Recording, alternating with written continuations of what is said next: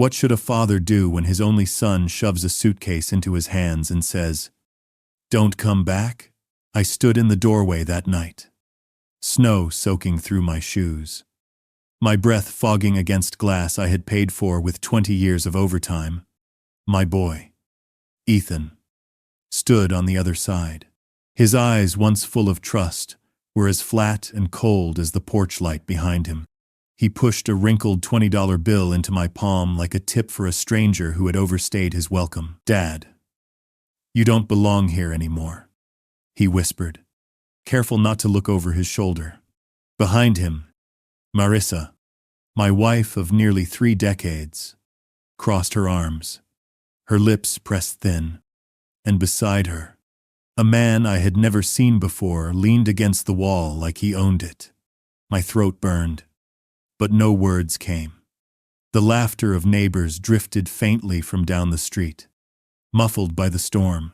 Inside, the house smelled of cinnamon and pine, Christmas decorations still glowing in the window. Everything looked warm, safe, familiar. Everything except me. I searched Ethan's face for a flicker of hesitation, some shred of the boy who once begged me to tuck him in at night. There was none. His fingers lingered on the 20 for just a second before he pulled away, leaving me clutching that bill like it was the last proof of our blood tie. I should have fought.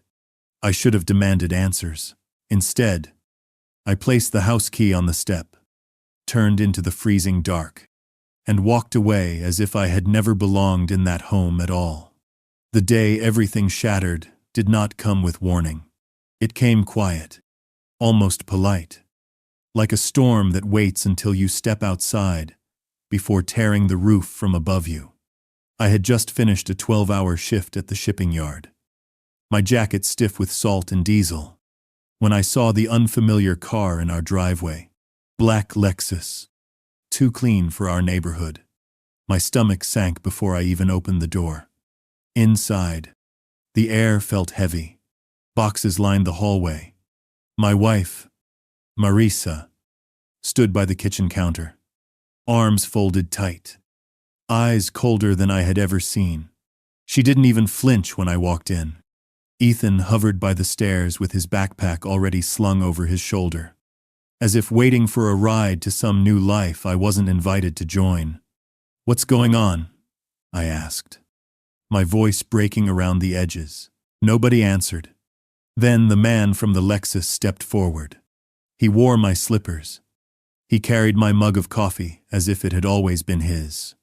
He didn't need to introduce himself. The silence said everything. Marissa cleared her throat. "Cole, it's done. We can't keep living like this. You've been absent, buried in work, angry, impossible.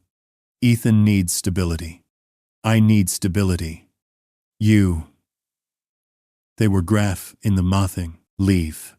As if I was a guest who had overstayed, a welcome. I looked at Ethan, searching for the smallest protest.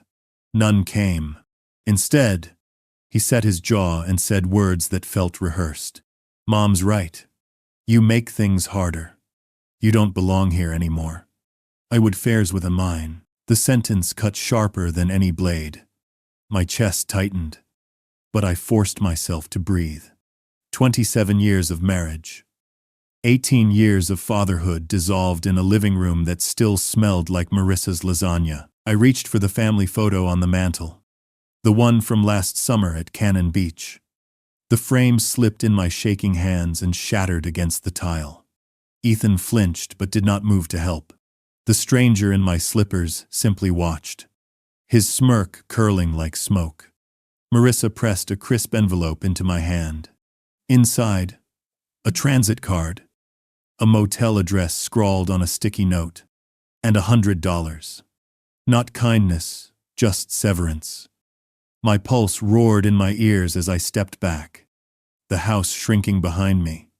Snowflakes stung my face like tiny knives. The door closed with a final click, and I knew I'd become an outsider in the only place I had ever called home. The motel by the ferry smelled like bleach and old rain. I checked in with the transit card and the 100 in the envelope. The clerk slid a key across the counter and did not look at my face. Room 108. One bulb flickered above the bed. A heater rattled like loose coins. I set my duffel on the chair and sat on the edge of the bed. The mattress sagged. I held the 20 from Ethan between my fingers and tried to feel my hands again. I wanted to scream, but no sound came. I sat very still and listened to the heater rattle until the sound became a kind of company. I ate from the vending machine that night. A bag of chips. A brick of noodles made with water from the bathroom sink. The salt cut my tongue. The mirror over the sink threw back a tired face with salt in the beard. That man looked like someone who had already lost the argument. I slept in my boots because the sheets felt thin, and the blanket felt like a question. No one answered. Morning came early with fairy horns, and the voices of people who still belonged somewhere. I washed my shirt in the sink and pressed it dry with a towel that smelled like a wet dog. At the yard, I kept my head down and worked the crane as if sweat could glue a life back together. No one asked about my night. Men nodded and lifted. That week, I learned how quiet the world gets when you have nowhere to go after work. I walked the long way to the motel so I would not enter the room too soon. The fairy lights crossed the water like slow ghosts. The wind cut through my jacket and made a home in my bones. I stood by the bait shop to warm my hands near the coffee pot. The owner let me sweep the floor in exchange for a refill. He asked if I liked fishing. I said I did when I was a boy. Bills did not care about my story. The bank draft hit on Friday. The balance was smaller than fear. I skipped dinner and told myself it was a plan. On Saturday, the truck would not start. I sat behind the wheel until the cold bit deep. Then I walked to the yard and asked for an advance. My supervisor checked a sheet and said no without looking up. Policy, he said. Try the credit union. The credit union told me to bring a co-signer. I laughed once. It sounded like a cough. On Sunday, I counted my cash and went to a church I had never visited. They served soup in the basement after service. I sat with a circle of men who did not ask names. A man in a flannel shirt said he had slept in a van for 3 months after his wife left. He said, the first month is the loudest, and then the mind gets tired and grows quiet. I felt that truth settle in me like a stone. Nights were the hardest. The heater clicked on and off. The neighbors fought over a show I could not see. Somewhere a baby cried until even the baby hurt. I put the pillow over my head and tried to remember how Ethan sounded when he was 7 and lost his first tooth. He ran to me with the gap in his smile and said, I look like a brave pirate. I said, you look like my son. I said it out loud in the dark now, and the room gave nothing back. On Monday, I took an extra shift. My hands split at the knuckles and bled into my gloves. The salt burned the cuts and kept me awake. I watched other men call their families on break and tell jokes that had a home in them. I watched the sun slide down behind stacks of containers and thought about how a life can be heavy and still feel empty. I did not cry. My throat made a hard shape and held. Marissa did not call. Ethan did not call. The silence became a wall you cannot see, but you keep walking into. The manager said, I was short on the weekly rate by $10. I handed him the bill Ethan gave me and waited for him to say something kind. He did not. He counted it and slid me a receipt. I started to collect small things that could stay mine. A pocket knife from the hardware store. A notebook from the thrift shop. I wrote lists in it. Wake up. Work. Eat if you can. Call no one. Keep moving. This is not the end. I read the list before sleep and in the morning. When fear woke me at 3, I read it again until my breath slowed. One night I walked to the water and stood at the rail by the ferry dock. The sky was clean and the moon hung over the sound. A gull screamed and the wind pushed tears out of my eyes. I spoke to the dark like it was an old friend. I said, I am still here. It was the smallest prayer I knew. The waves answered with their slow hands against the pier. I went back to the room and slept for 4 hours without waking. That felt like a win. I wish I could tell you I had a plan then. I did not. I had a room with a rattling heater and a job that kept me warm only while I was moving. I had a son who had handed me a 20 like a stranger. I had a wife who had replaced me with a man who wore my slippers. I had a long night that wanted to be longer. I also had breath. I had a back that could lift. I had 2 hands that still knew work. In the morning, I wrote 3 new words under my list. Do not quit. ChatGPT Danoi. The spark of survival did not come in a rush. It came in pieces, thin as paper, but sharp enough to cut. One evening, the heater broke and the room grew colder than outside. I wrapped myself in my jacket and paced the floor until dawn. At sunrise, I walked to the harbor, my fingers numb, and saw men unloading crates. One called out, "Need a hand?" That was all. No forms. No background check. No questions. Just work. I grabbed a crate and felt the weight settle into my body like it belonged there. The pay was cash. Enough for a hot meal that burned my tongue but reminded me I could still taste. I started showing up every morning. Some days they had work. Some days they didn't. But I waited anyway. My hands toughened. My back screamed. I told myself pain meant I was not finished. At night I wrote in my notebook. Small words like proof. Carried 20 crates. Earned $50. Stew. Still alive. The lists grew longer. And the space in me that was only sorrow made room for something else. A small pulse of anger. A stubborn promise. I remembered Ethan's face the night he shut the door. Not the coldness, but the flicker before it. The split second when I thought he might change his mind. That image haunted me. It told me I could not let my life stop there. If he ever looked for me, he had to find someone who had not given up. I used that thought like a match in the dark. Soon I took every odd job I could find. Cleaning boats, digging fence posts, washing dishes in a diner that smelled of grease and burned coffee. I kept my head down and moved fast. The manager paid me in tips from the jar and said nothing about my shaking hands. On Sundays, I swept the church basement after service. The pastor pressed a loaf of bread into my arms without a word. I ate it slice by slice with my hands, grateful and ashamed. One night at the diner, a contractor named Russell slid onto a stool and asked if I could handle demolition. I said yes before he finished.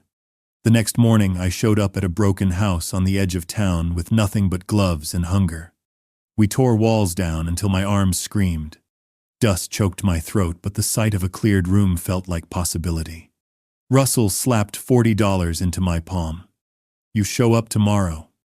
You get more. I nodded, too tired to speak. But inside, a door cracked open. I began to learn how to swing a hammer without wasting strength, how to rip out rotten boards, how to carry plaster without breathing the poison in. The work scarred my hands but filled my pockets. Slow and steady. For the first time since that night, I had a rhythm. Work. Eat. Sleep. Repeat. It was not much, but it was forward. Each bruise and blister was a line in a new story. A story that had not ended at my own front door. The men I worked beside didn't ask about the motel or the $20 bill. They only cared if I pulled my weight. And I did, day by day. I felt something return. Not pride exactly, but a kind of muscle memory for survival. I started to believe I could build again. Not just walls, but a life. One evening, staring at the notebook, I added a new line under my list. Learn more. Do more. Do not quit. It looked small on the page, but to me it felt like fire. That spark carried me through the long nights. When the heater rattled and silence pressed against me, I whispered the words again. Learn more. Do more. Do not quit. They were not a plan yet. But they were breath. And breath was enough to keep going. Russell kept calling me back. He said I showed up when others slept in. He said that mattered more than anything. The crew taught me things without speeches. How to carry drywall flat so it would not crack. How to cut a nail with a sawzall when the hammer would only bend it. I listened and copied. I kept quiet and moved my feet. After a month I had a rhythm. Demolition 2 days. Cleanup 1 day. Yard shifts on weekends. Dishes at the diner when jobs were thin. Cash went into a coffee tin I hid under the bed. Every night I counted it and wrote the number in my notebook. Eat simple. Pay the room. Save the rest. The list stayed short on purpose, so I could obey it. One evening, Russell took me to a salvage yard on the edge of town. He showed me a stack of old hardwood flooring. He ran his hand over the tongue and groove and smiled. He said, "Tired wood can shine with sanding." I bought 3 planks for $2 and took them back to the motel. I sanded them by hand in the parking lot until the grain came up soft and warm. For the first time in months, I turned something ugly into something honest. I started checking out books from the library, basic wiring, beginner carpentry, building codes for homeowners. I watched videos after my shifts and practiced on scrap. A handyman named Javier let me tag along on small jobs if I carried the ladder and did not complain. He showed me a GFCI swap and how to shut a water line. Measure twice, he said. The motel drained me. The weekly rate ate my savings while giving me nothing in return. I asked around at the diner and found a room above a body shop. 3 blocks from the harbor. It smelled like paint and tires. But it had a window and a door I could lock. The owner, Mrs. Whitaker, took cash and a promise to keep quiet. I moved in with 2 trash bags and the coffee tin. I set the 3 planks of polished wood on the windowsill as if they were a flag. With a real address, I opened a bank account. The teller called me sir and asked if I wanted a savings plan. I said yes, because it felt like a vote. Russell put me on more hours. Javier sent me photos of small leaks and loose doors and asked if I wanted to try. I said yes to every honest job. I slept hard for the first time in months. When the wind rattled the glass, I told myself it was only the shop vents. The room held steady. At church, I fixed 2 loose stairs and a handrail in the back hall. I did not charge them. The pastor tried to press a check into my hand and I shook my head. He said, "Then let me give you names." He did. A week later, I was patching drywall for a woman who had lost her husband last spring. She stood in the doorway and thanked me, even though the patch was not perfect. She handed me cookies. I ate them in the truck and cried without sound. In the yard, I saved what others threw away. Screws. Hinges. A door that needed a new latch. I cleaned each piece and labeled jars. Order helped my head. One morning at the salvage yard, I saw a sign on the bulletin board. Property auction. County tax liens. Saturday at 9. Preview Friday. I took a photo of the flyer and asked Russell what it meant. He said it was a place where people lose houses because life is heavy. He said you can buy a wreck for the price of a used car if you are brave. He warned that a wreck can eat you alive. Friday, I went to the preview list and drove past 3 houses. One was a pile of roof on a basement. One was a ranch with boards on the windows and grass up to my knees. One was a small blue place with a porch that leaned like a tired man. The paint flaked. A notice hung on the door. I wrote down the number and stood at the curb for a long time. I pictured sanding those boards. I pictured turning lights on in rooms that had been dark for years. That night, I wrote a new list. What I know, I can carry. I can clean. I can fix small things slowly. I can ask questions. What I need. A plan for waste. A friend with a truck. A number I will not cross. I closed the book and breathed until the room got quiet. The auction was loud and fast. Men in clean boots nodded at numbers, like it was a game. I kept my hands at my sides. The first two houses went high. My chest sank until the blue house came up. The room did not care about it. The porch leaned and the roof sagged. Bids came slow. I thought of the planks on my windowsill. I thought of Ethan at 7. I lifted my card one time. Then again. When the gavel fell, the room turned back to noise and laughter. I stood very still with a paper that said I had 48 hours to bring the rest. The number made my vision swim. It was not small. It was also not impossible. I had half in the bank and half in the coffee tin. I would need to sell spare tools and ask Russell for a short advance. I would risk the little I had built. I walked outside into a bright, cold morning and felt the air in my lungs as if for the first time in months. I did not know if I had made a mistake. I only knew I had stepped toward a door that might open. The first victory did not look like triumph at the start. It looked like broken glass, rotten joists, and a porch that threatened to collapse under my weight. The blue house smelled of mildew and old rain. The ceilings sagged. The kitchen sink dripped into a rusted pan. The neighbors shook their heads when I unlocked the door. They whispered that it should be torn down. I set my duffel on the floor and said out loud, "This is mine."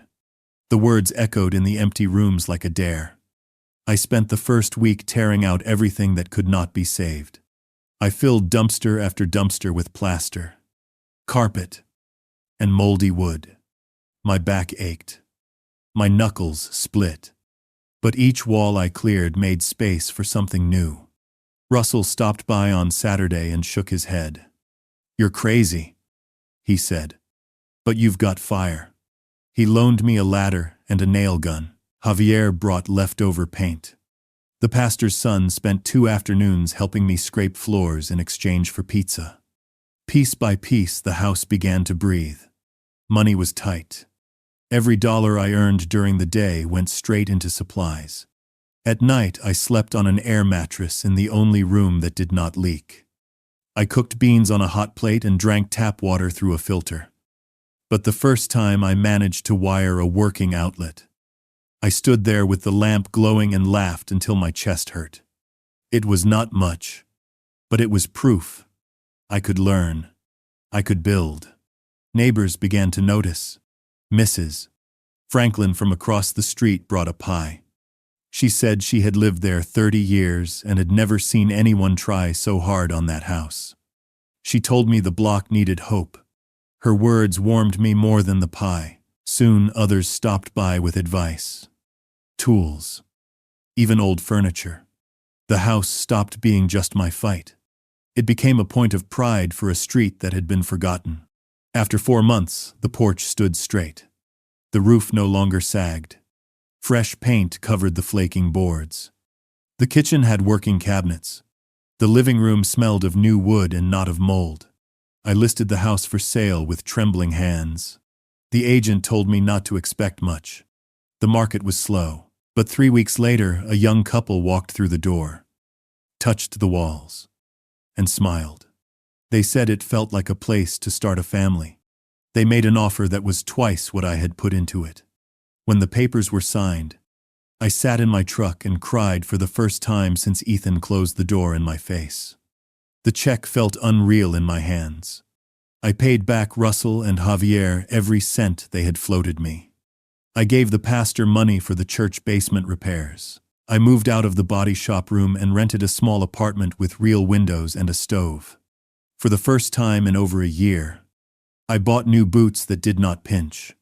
I set the polished planks from the motel windowsill on my new shelf. They were not just wood anymore. They were proof that broken things could be made new.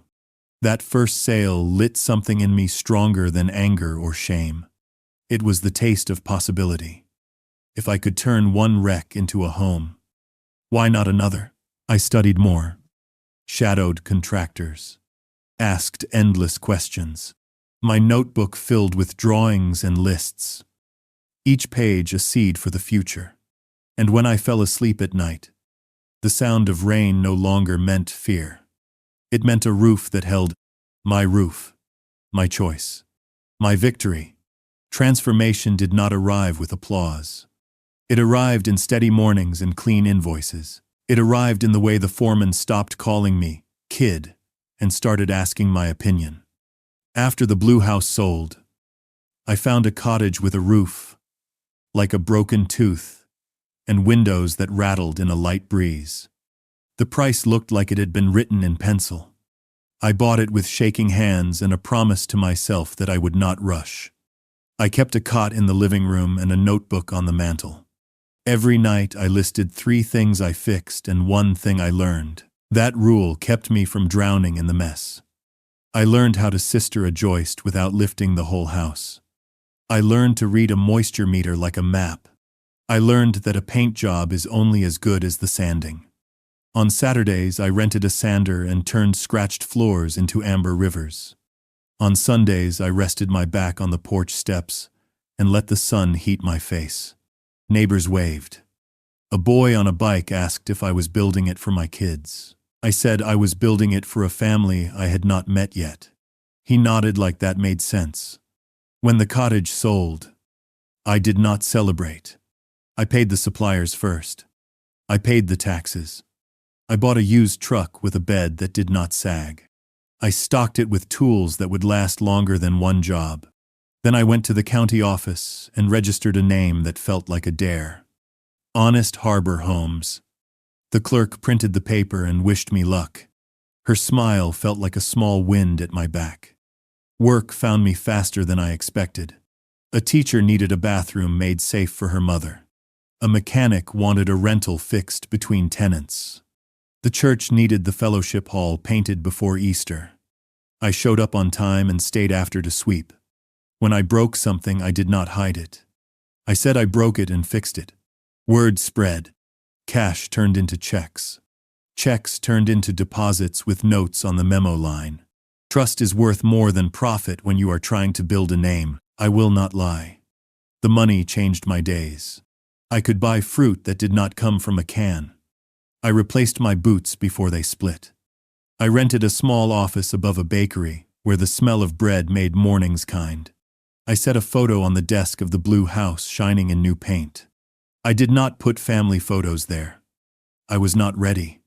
At night I still heard the click of my own front door while I stood outside in the snow.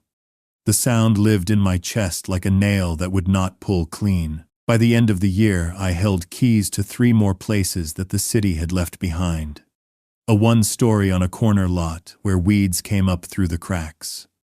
A duplex with a staircase that sighed when you stepped on it. A farmhouse on the edge of town wrapped in silence and field. I walked through each one with my notebook and a patient heart. Houses are like people.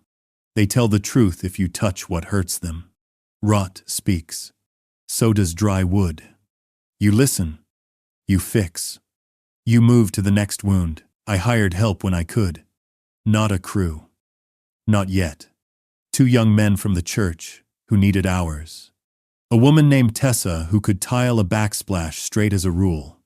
She taught me to mix thinset like cake batter and set spacers with calm hands.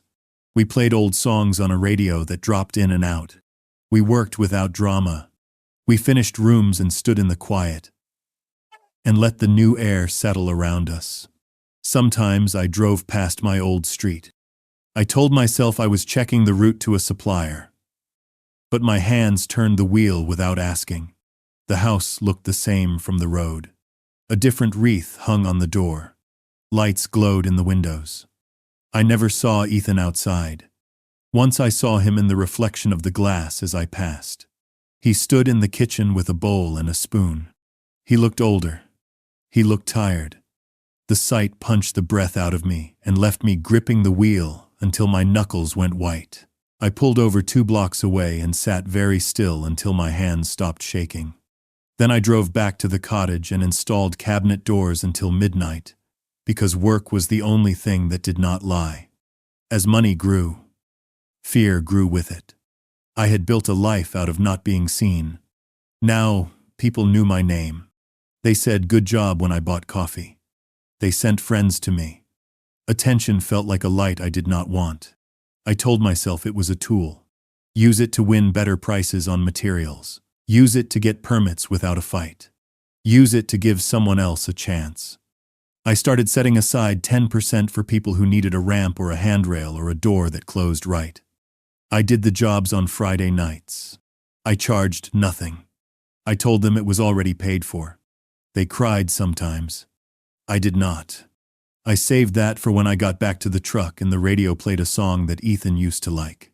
By spring, Honest Harbor Homes had a website Tessa built on her cousin's laptop. It had 3 photos and a phone number.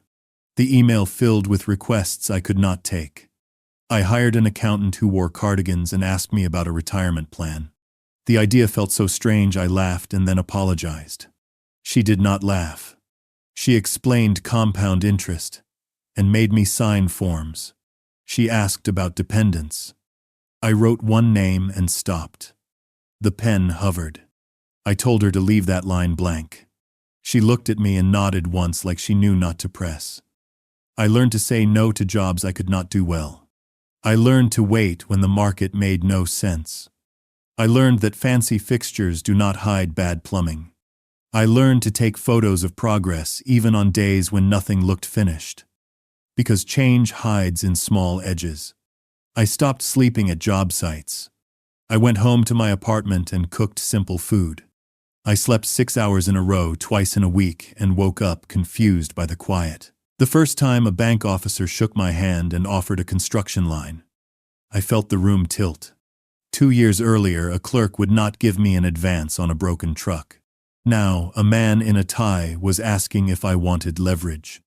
I said I wanted to keep my promises before I borrowed new ones. He smiled and said men like me were rare. I walked out with a folder and a choice. I placed the folder on a shelf and left it there until I could look at it without hearing that click in the snow. There were nights when the loneliness pressed so hard I wanted to call Ethan and tell him everything. I wanted to tell him about the cottage that smelled like lemon oil.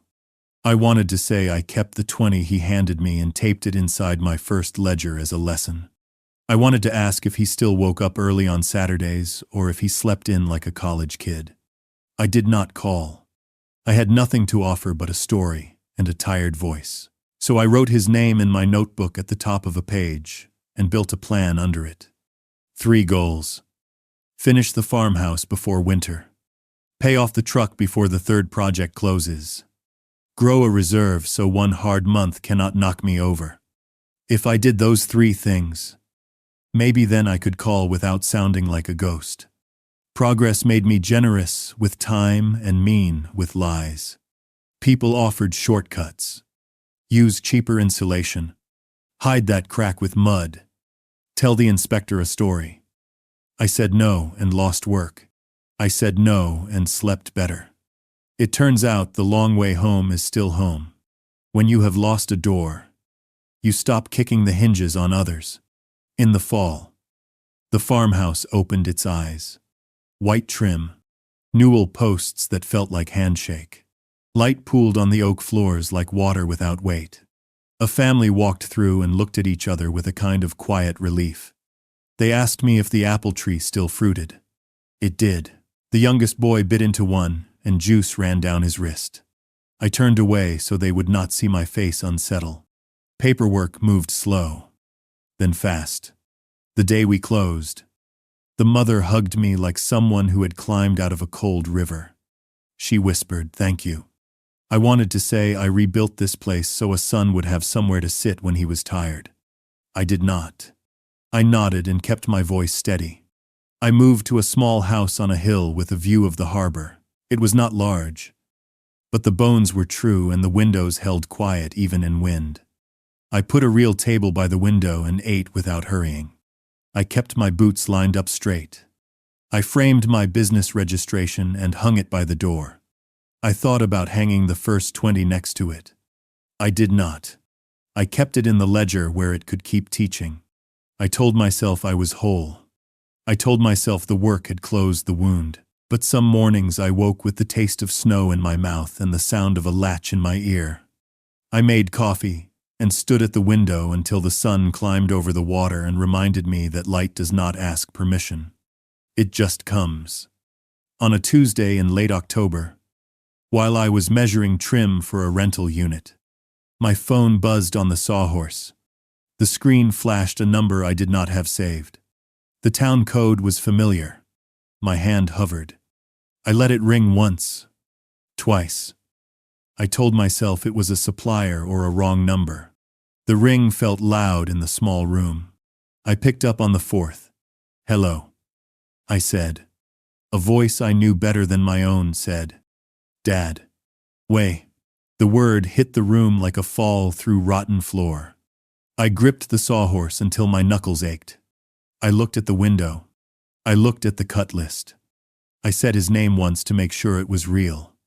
The silence on the line told me the past had found me. I closed my eyes and listened to a breath I had not heard in 2 years. Then I said, "I'm here." Very. The call from the past did not end quickly.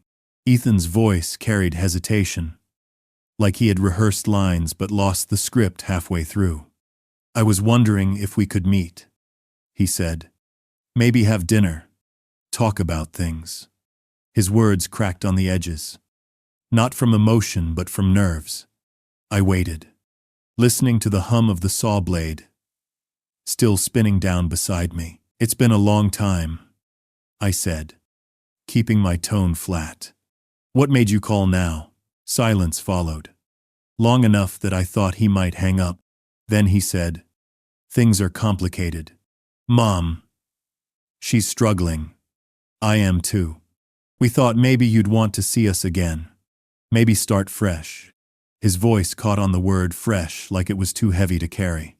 I closed my eyes and saw the night he shut me out. The snow on my shoulders. The $20 bill pressed into my palm. That image lived in me like a scar that still burned when touched. Now here he was, asking for a table, a dinner, a second chance. I wanted to ask if he remembered the motel, the vending machine dinners, the way my hands split open from labor just to survive. But instead I said, "Where?" "Mom's house." He answered quickly. Too quickly. "Saturday night. 6 o'clock. She's making pot roast." Just like before. His words were dressed in sweetness. But underneath I could hear something else. Desperation. I imagined Marissa coaching him from across the room, nodding at him to say the right phrases. "I'll think about it," I said, and ended the call before he could add more.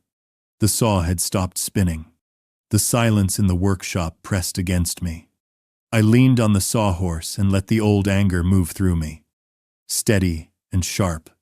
That night, I walked the harbor streets. Lights from the bars spilled onto the pavement. Couples laughed. Children tugged at parents' hands. Life kept moving. I felt like I was walking underwater, every sound muffled. The thought that Ethan's voice had cracked open a door. But beneath the anger, there was something smaller, weaker, hope, a whisper that maybe he wanted me. Not my money. Still, I could not ignore the other whisper. "It's about what you have now. Your truck, your house, your business. They have seen the photos online.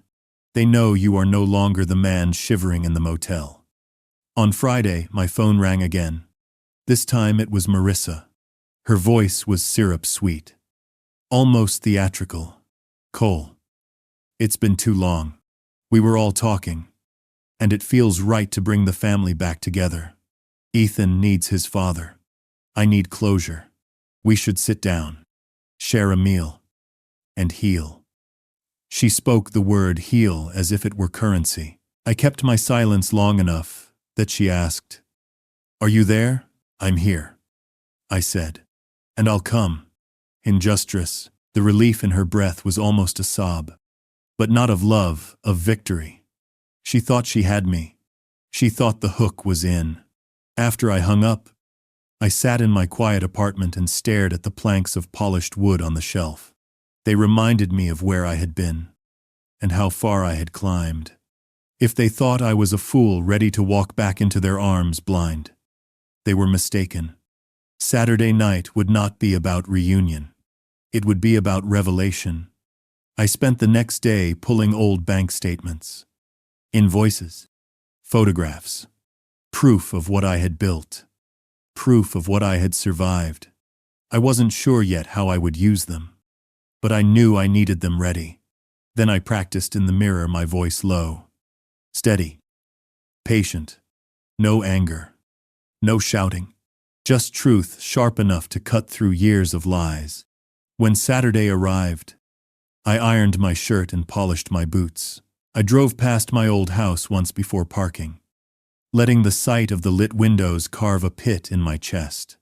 For the first time in years, I would walk back through that door, not as the man they threw away, but as the man they could no longer break. The clock on my dashboard struck 6. I cut the engine and sat in silence. My reflection stared back at me in the dark glass. And I whispered, "You're not here for love. You're here for answers." Then I opened the door and stepped into the cold. Testing their loyalty began with a lie that tasted like rust. I sat at my kitchen table with the polished wood planks in front of me, and a glass of water I did not drink. I opened the voice recorder on my phone. I told myself it was for notes. I told myself I wanted to hear my own tone so I would not sound weak. The truth was smaller and sharper. I needed proof of what my heart already feared. I called Ethan first. He answered on the second ring. His voice was careful, like a student reading lines for a play. "Dad, are you on your way for dinner?" "Not yet," I said. "Something happened today. The market turned ugly. A deal failed. I am not sure I can keep the lights on next month." He went quiet. I heard someone whisper near him, "Too close to be a television." He covered the phone and then came back. "That is tough," he said. "Maybe it is better if we reschedule until things calm down." I looked at the glass of water and watched a ripple settle. "Reschedule to when?" I asked. "When you are stable," he said. "We should not make big decisions now. You need to focus on your situation." My situation. The words sat in my ear like cold coins. "I understand," I said. "There is one more thing. I may need a place to stay for a week or two while I sort things out. I could sleep in the den. I would be out before you even wake up." He did not answer. A full 5 seconds passed. Then he said the part I knew was coming. "I do not think that is a good idea. Mom is under a lot of stress. Victor is here most nights. It would be confusing. We can help you with a list of shelters. I can text you numbers. A list of shelters." My chest made a hard shape. I kept my voice flat. "Thank you for the offer," I said. "I will call you later." I hung up and let the room be quiet. The recording app pulsed a red dot. Proof sat in the phone that had once held family photos. I pressed my palms to the table and watched the grain, just to keep my hands from shaking. Then I called Marissa. She picked up on the first ring and poured honey into the line. "Cole, we are setting the table. Are you almost here?" "Not tonight," I said. My voice came out steady. I kept it that way. I ran into a cash problem. A bad month. It might be a bad season. I may need to liquidate to cover payroll. The house I am in now could be gone by spring. Her breath caught for a second, then smoothed. "Training." I could hear the performance begin. "I am sorry to hear that," she said. "Truly. Money is just money. Family is forever. We can meet another time when your mind is clear." "Marissa," I said, and let the name land without any warmth. I meant to ask for help. A couch. A short stay. Then I thought of the night you handed me a motel address and a transit card and told me you needed stability. I am asking again. Can I sleep in the den? Another small pause. A clink of a spoon against a bowl. The past was setting the table.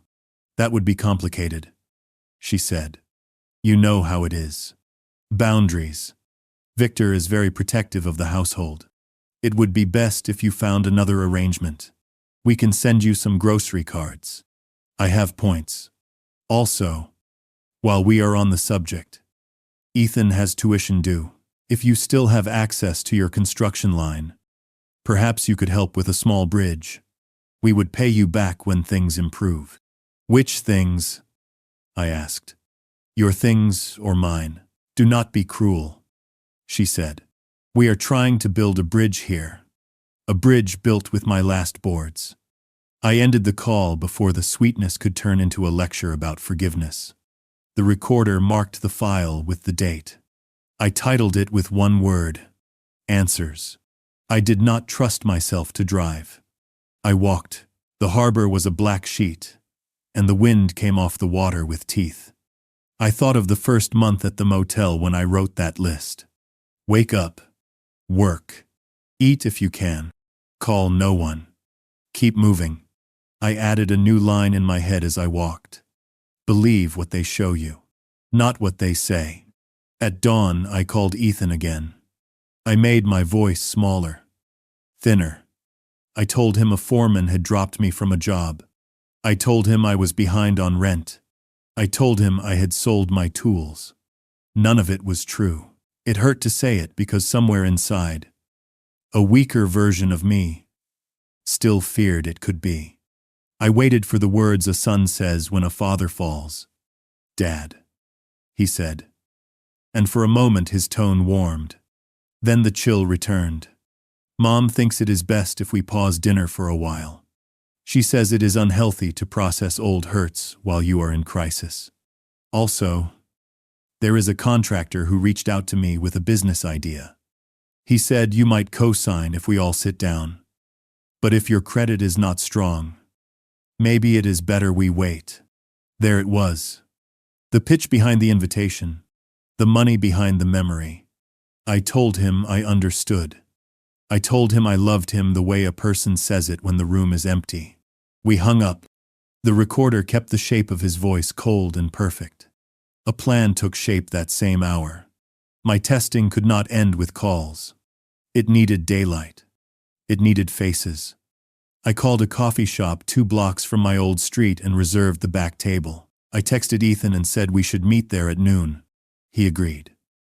He even added a heart at the end of his message. It felt pasted on. I arrived first and ordered 3 waters. The room smelled like cinnamon and new paint. The barista hummed to a song I did not know. I placed the recorder on the table and covered it with my notebook. Ethan walked in with his shoulders high and his eyes scanning the room like someone expecting a surprise party. Marissa followed in a coat that looked expensive and a smile that looked borrowed. They hugged me in a careful way that did not disturb their hair. We sat. They asked about my health. I told them it was fair. They asked about business. I told them the truth would come after their truth. Then I asked 3 questions. If I had nothing to give you, would you still want to see me? Marissa answered too quickly. Of course. Family is not a bank account. If I needed a bed for a week, could I sleep in the den? That would not be wise, she said. The past is fragile. We should move forward, not backwards. If I could offer one thing today, would you rather it be time together or a check? Ethan stared at the table. Marissa did not. A check, she said. So we can stop worrying and start healing. I nodded. I thanked them for being direct. I told them I would keep my promise to be direct too. Then I slid 2 envelopes onto the table. The first held a photo of the motel room. The second held a copy of last year's tax return with the numbers blacked out except the total. Ethan looked at the photo and swallowed. Marissa looked at the tax line and brightened. You are not in crisis at all, she said, as if I had gifted her a clean sky. You are doing well. This changes everything. We can plan a real dinner. We can make a list of ways to rebuild. I leaned forward so my voice would not carry. No, I said, the only thing that changed is what you think you can take. You asked for a bridge when you thought my pockets were full. You offered a shelter list when you thought my pockets were empty. I am not confused anymore. Ethan lifted his eyes. For a second I saw my boy. Then I saw the man who shut a door. Dad. He said, "We did what we had to do. You were not present. You were angry. You worked all the time. We needed peace. Maybe you did." I said, "But peace does not look like locking a father outside and slipping him bus fare through a slot. Peace does not look like calling him only when you smell money in the air." Marissa pushed back her chair. "This is unproductive," she said. "We came here to heal, not to rehash.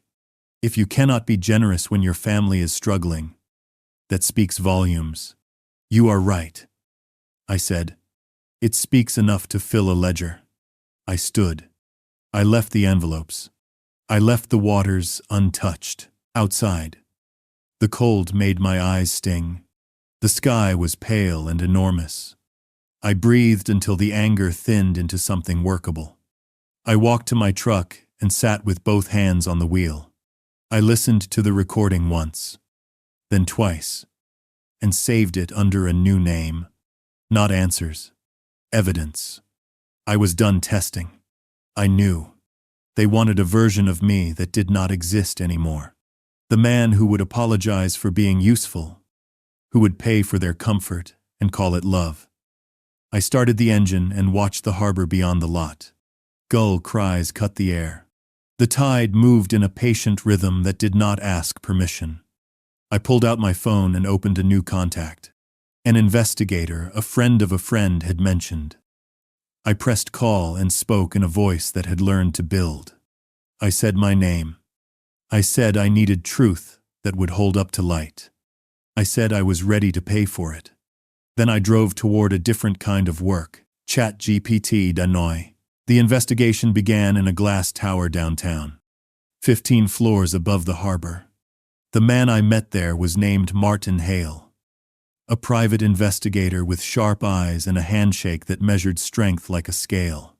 His office smelled faintly of coffee and paper. The walls lined with framed commendations from his years in law enforcement. "You said you wanted background verification," he began, flipping open a fresh file. "On whom?" "My ex-wife. My son," I answered. The words landed heavy, even though I had rehearsed them. "They've asked me for money. I need to know if what they say is true, or if there's more beneath it. I need the whole truth." "Will Kane." Hale nodded. He didn't smirk, didn't raise an eyebrow, just wrote down the names, the addresses, and a short note in block letters. "It will take a week. You'll have preliminary findings in 3 days. My fee is $5,000. Expenses included. Do you want everything legally obtainable?" "Everything," I said, sliding a check across the desk. "I want nothing hidden." As the Rajan. 3 days later, he called me back. His voice carried no judgment, just the steady tone of someone who has seen too much already. "Your son, Ethan, started an online business last year," Hale explained. "Luxury goods. But according to records, most orders were never shipped. We traced payments. $120,000 collected. Less than 5% fulfilled. Multiple complaints filed. No charges yet. But customers are discussing collective action. A brugrish." My chest tightened. Ethan's smile at 7 came back to me, the missing tooth. The pirate laugh. Now I saw the same face at 24. Setting up a scheme that preyed on strangers. "And Marissa?" "Worse," Hale replied. "She's raised close to 200,000 on social media, claiming she's battling cancer. Medical records show no serious illness at all. We also trace donations to personal accounts. No tax filings for that income. That is fraud, both moral and federal. When one of that own," the words dropped like stones into water, sending ripples through every memory I had left of her. The dinners, the promises, the years of believing. She had not only betrayed me, she had betrayed strangers who had trusted her with their hope. Hale slid a folder across his desk. Inside were screenshots, payment records, hospital verification letters, all black and white proof that tore away the last pieces of denial I had been holding. He didn't lecture. He didn't comfort. He just said, "If you want to pursue action, this is enough to begin." Infected while, I left his office with the folder heavy under my arm, like carrying a casket. Outside, the city lights flickered on as dusk fell. People hurried past, clutching their bags, laughing into phones. Life moved for them. For me, the world had narrowed to a single, unbearable truth. My family's love had been a transaction, and I was nothing more than an account they wanted to drain. That night I spread the papers across my desk like battle maps. Each page was a weapon. Customer names, complaint emails, bank transfers, medical fraud evidence. The truth was brutal, but it was clean. It cut away the last lies. I didn't sleep. I wrote lists. Who to call, what to prepare, how to make sure this would not just be my revenge but justice for the people they had harmed. By morning, the plan was taking shape. Not a fantasy, not anger. A legal, public reckoning that would strip away the masks they had worn for too long. When the sun rose, I stood at the window and whispered the words that anchored me. Believe what they show you, not what they say. And what they had shown me was clear. My son and my ex-wife had chosen deception over family, greed over love. Now they would face what came with that choice. They set the dining table like a stage. White plates, candles that pretended to be soft. I parked 2 houses down and sat with my hands on the wheel until my heartbeat steadied. Then I walked to the door I once painted and rang a bell that no longer knew my name. Ethan opened it. For a second, his face brightened. Then the guard came down. The hallway smelled of garlic and lemon. I hung my coat and followed him into the room where my life had ended once already. Marissa kissed the air near my cheek. Victor stood by the window with a glass in his hand. He nodded as if to say we were all adults. The roast steamed. The lights were turned a little low. The way people hide the truth and call it mood. I sat. Ethan took the chair to my right. Marissa took the head of the table. She served me a perfect slice of meat and said we should not waste time on the past. We should talk about the future. She said the word family like it could float. I let her talk. I let Ethan try his lines. He asked about business. He said he wanted to learn. I watched his hands. They shook when he reached for the salt. The boy inside the man was still in there, small and scared. It made my chest ache. I set my fork down. I said we would not need a long night. I said I had brought something to share. Marissa smiled like a deal had closed. The doorbell rang. No one moved. Victor frowned. Marissa looked at me. I sipped my water and kept my eyes on the candles. Ethan went down the hall. A voice spoke. Calm. Professional. Paper rustled. Ethan returned with a thin stack of documents in his shaking hands. What is this? He asked. A civil complaint. I said. On behalf of people who paid for goods you did not send. It lists names. It lists losses. It asks a court to make you answer. He turned a color I had never seen on him. He looked at Marissa and then at me like a child who cannot find a door in a room that used to have one. Victor took a step forward and then stopped when he saw my face. This is hateful. Marissa said, we invited you here to heal. You brought humiliation into our home. I said nothing for a long breath. Then I told her there was something else. The doorbell rang again. Marissa stood this time. Her heels made hard sounds on the floor. She opened the door with the smile she saves for cameras. The smile fell off when she saw the woman on the step. Lila Monroe introduced herself without raising her voice. Reporter. Online charity fraud. She handed Marissa a printed story and a letter stating that sources had verified the medical records. Publication was imminent. She asked if Marissa wanted to comment. Marissa tried to close the door. Lila did not stop her. She stepped back and said the facts would stand on their own. Then she left. Marissa came back to the table with the paper clenched in her hand. Her phone lit up and began to buzz and buzz.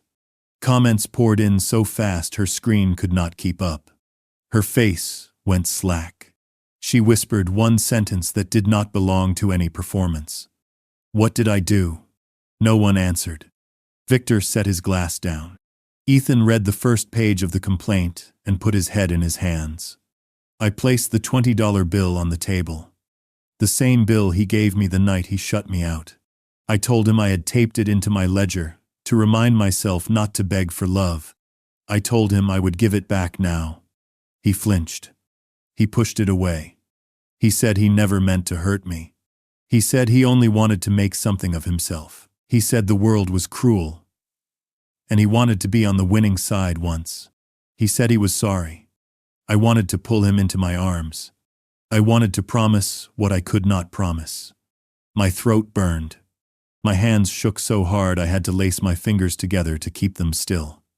I told him I loved him enough to stand in the way. I told him the victims mattered. He would answer to them before he would answer to me. Marissa slammed her palm on the table. She said I was destroying my family. She said everything could have been worked out in private. She said real men protect their own. I stood. My chair legs scraped the floor. I told her real men do not pretend illness to steal money from strangers who believe in mercy. Real men do not ask a son to lie to his father. Real men do not measure love in bank transfers. The investigator had already sent a packet to the authorities. The paper trail was better than any speech. Her mouth opened and closed without sound. Victor took her arm and guided her into a seat. His face had lost all color. He did not look at me. Ethan spoke again. His voice was smaller than it had been since he was a child. He asked if there was anything he could do now that would make me stay. I said yes. He could tell the truth. He could meet with the customers. He could admit what he had done and make a plan to pay every cent back. He nodded once and then looked away. I chose to see the hope in it. It was the only way I could make it to the door. I picked up my coat. I took one last look at the room where I used to believe in us. I told them both I would not be back until the truth had been spoken in full view. Then I opened the door. The night air hit my face like water. On the porch, I felt my knees weaken, and I sat hard on the top step. The process server stood at the bottom of the path. He lifted a hand in a small salute. I nodded back. A neighbor watched from a dark window and then disappeared. The street was quiet. My truck waited where I had left it. Instead of leaving, I called Naomi Briggs. The attorney Hale had recommended. I told her the papers had been served. The article would hit soon. I wanted a reserve to help the victims settle quickly if they chose. She said she would draft the documents tonight. Justice works better when mercy is ready too. Before I stood, I turned the 20 over in my hand and folded it once. I set it on the rail and left it there. It was never mine to carry forever. The wind lifted one edge. It did not blow away. I walked to my truck and started the engine. The headlights found the street. My hands stopped shaking. In the rear-view mirror, the house glowed like a lantern in fog. But I knew the light inside was not peace. It was exposure. It was the beginning of something honest. I pulled away and let the road take me home. The aftermath unfolded slowly, like a storm that refused to leave even after the thunder stopped. The lawsuit moved forward with mechanical precision. Naomi filed motions, organized evidence, and coordinated with the victims. I sat in her office week after week as ordinary people came to tell their stories. A young mother who had ordered furniture for her child's room. A retired veteran who had saved for a custom dining set. A teacher who had scraped money together for a gift. They all said the same thing. They had trusted Ethan. He had taken their hope and turned it into dust. I listened to every word. I looked them in the eyes and told them they would be heard. Some thanked me. Some looked at me like I was guilty too. I accepted both. A father's shadow falls long, even when he did not choose the act. The court hearings were brutal. Ethan sat at the defense table in a suit that did not fit. His hair combed too carefully. His hands twitching with every word, read into the record. The judge was not cruel, but he was unflinching. Fraud, he said, is not a mistake. It is a decision repeated until someone stops you. When the judgment came, restitution of more than 150,000, probation, community service, and a permanent criminal record, I felt no joy. Only the weight of a truth finally nailed down. Ethan would never outrun what he had done. Marissa's collapse came faster. The article spread like fire, igniting every corner of her false empire. Followers turned on her overnight. Donations stopped. The IRS sent letters stamped in red. The bank seized her accounts. She sold jewelry, handbags, anything that could delay the fall. By spring, she was gone from the old house, replaced by a rental sign and weeds in the yard. I heard she moved into a cramped apartment across town, cleaning offices at night to keep the lights on. Even Victor had left, filing for divorce as quietly as he had entered our lives. One evening, I drove past that house. I parked on the corner and watched the porch light flicker, barely holding on. I thought of all the nights I had fixed that light with my own hands, never imagining it would one day burn for strangers. I stayed in the truck until the sadness became too heavy, then drove away. Some places are not meant to be reclaimed. News traveled fast in the community. People knew what Ethan and Marissa had done. Whispers followed their names, sharp and merciless. Some said justice was enough. Others said no punishment could equal betrayal. I stayed quiet. I did not defend them. I did not add to the fire. I carried my silence like a tool, using it only when necessary. In my own life, work grew steadier. Clients came not just for renovations, but for advice, for trust, for the sense that I would not cheat them. I built homes, yes, but I also built something less visible, a reputation. Still, when I lay in bed at night, I sometimes wondered if it was worth the cost. What is the value of success if the people you once loved are broken in your wake? The answer came one Saturday morning at the shelter where Ethan had been ordered to serve. I did not go inside. I parked across the street and watched through the window. He wore plain clothes and carried boxes of canned food, moving slower than the others. A child tugged at his sleeve, asking where to put a blanket. Ethan knelt, showed him, and for one fleeting moment, his face softened into something almost familiar. The boy I remembered was still there, buried under mistakes. I drove away before he could see me. That was enough. Justice had been served. But peace was harder. I learned that you can win in court and still wake up with sorrow heavy on your chest. You can expose lies and still wish the truth had been different.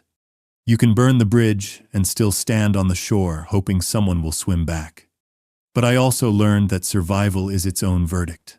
The man they left with nothing had built something no one could take away.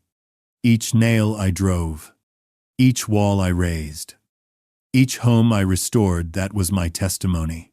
Not revenge, not bitterness, proof. One evening, standing in my workshop with sawdust in the air, I whispered a promise to myself. I would not be defined by their betrayal. I would be defined by what I chose to build after it. Spring came quietly over the harbor. The mornings were cool and bright. Gulls skimmed the water, and the bakery opened its door before the sun cleared the hill. I walked the ridge road with coffee in my hand and felt something I had not felt in years. Light without a price. Work kept its rhythm, a ramp for a veteran whose knees shook on steps. New drywall for a widow who could not lift the ladder. A door that finally latched in a house where nothing had felt safe for a long time. I did the jobs with steady hands. I cleaned up before I left. I sat in my truck for a minute and let the quiet settle. It felt like a benediction. One afternoon, a letter arrived from Naomi. The court had posted the first restitution deposits. Small, but real. There was another envelope inside. Addressed in a handwriting I knew. Ethan wrote that he had met every week with the victims group. He wrote that he was making payments from a second job and that the shelter had put him on early shifts. He did not ask for help. He did not defend himself. He wrote 4 words at the bottom. I am trying. Dad. I set the letter on the table and stared at it until the words blurred. Then I wrote back. I kept it short. Keep going. Keep telling the truth. I will meet you when your apology is a life you live. I did not trust my hands to carry anything more. I mailed it and walked home by the long way. At the church, I rebuilt the back steps and sanded the rail smooth. A little boy ran his fingers along the wood and smiled. He said it felt like a slide without being a slide. His mother thanked me and pressed a paper bag into my hands. Inside was bread still warm. I ate a slice at the workbench with sawdust in my hair and felt tears start without warning. I let them come. No one was there to see. I did not hide from the mercy of it. I took the 3 polished planks from the old motel windowsill and built them into a bench for my front porch. I set the bench facing the water. In the evening, I sat there and watched boats turn back toward the marina. The city hummed behind me. The tide breathed. The world did not ask me to explain myself. It asked only that I be present for the light. Tessa stopped by with a box of tile and a shy smile. We talked about a kitchen she was finishing and a stray cat that had started sleeping on her stoop. She laughed when it tried to steal her lunch. I heard my own laugh answer without permission. It sounded like it belonged to a man who might be ready to share a table again. We did not make promises. We stood by the porch rail and let the afternoon be simple. I started a fund at the community college for students who wanted to work with their hands. 10% from every sale. I named it after no one. It did not need my story. It needed to fix what was in front of it. Young men and women came by the shop to ask how to plane a door or cut a straight line. I showed them. I told them what Russell and Javier had told me. Measure twice.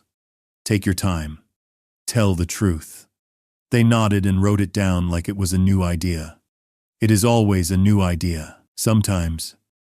Late at night, the old grief walked the hall like a quiet guest. I did not slam the door on it. I poured it a glass of water and let it sit. Then I showed it the bench and the ramp and the letters. I showed it the work that held. It grew smaller each time until it could sit in the corner without making shadows. On the first warm Saturday of summer, I drove to the beach that faces the strait. I brought a small notebook and nothing else. Families set up umbrellas. A father taught his daughter how to throw a flat stone so it skipped. It took her 5 tries. On the 6th, the stone skated 3 times. She looked at her hand like it had done a magic trick. He clapped, and she leaned into him. All pride and breath.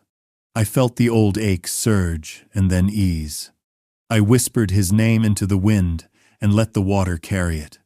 When the sun started to fall, my phone buzzed. A photo from an unknown number. Ethan stood in a church basement with a hairnet and a ladle. He looked tired and young. A woman beside him laughed with her mouth open. He had written one line with the picture. I will keep going. I smiled at the screen and put the phone away. I packed the notebook. I stood at the edge of the water and promised to keep my side of the work too. Build what is in front of you. Do not lie. Do not quit. Love without selling your name to it. Let the past be a teacher and not a landlord. I walked back to my truck in the blue evening and felt the new life settle into my bones, like a quiet song. You finally remember the words, too. I drove home on roads I knew by heart. My house on the hill glowed warm when I turned in. I sat on the porch bench I had made from 3 old planks and watched the harbor lights tremble on the water. When the night grew full, I went inside and slept without waking. Morning would come. I would be ready. I had learned how to open the door,